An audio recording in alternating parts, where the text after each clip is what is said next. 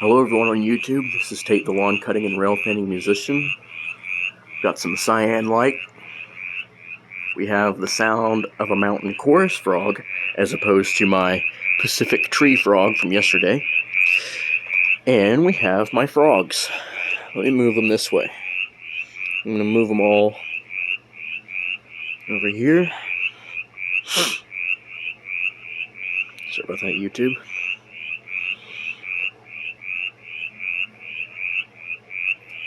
We're going to do another frog video, but we're also going to do an RGB color. We're going to see what the frogs kind of look like under RGB lighting, under some RGB lighting. We'll just bring the frogs over here. There we go.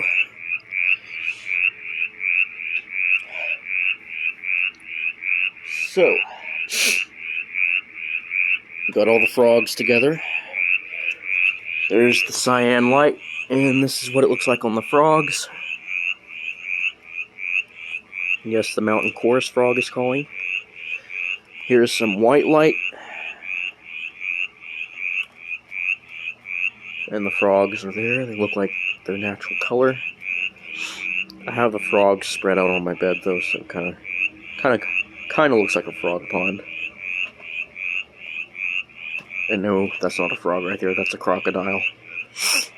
And so these are the frogs, with the mountain chorus frog calling. That's white light. Here is red light.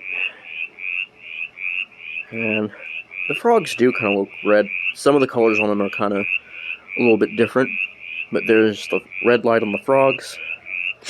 Some of the red frogs actually do kind of reflect good on the red. Green. Oh, let me turn the intensity back up. Green, this is what they look like.